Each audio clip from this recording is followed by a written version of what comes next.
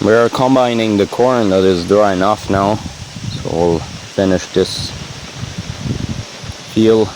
was drying off, and then the rest of it will probably have to wait close to 2 weeks, and then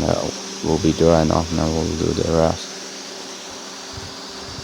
And around here everything else stays green, just the fields are getting yellow.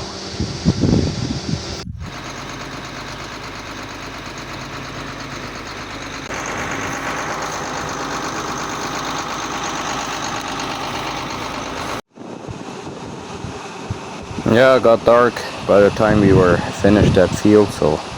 now we're putting the corn in the silo, so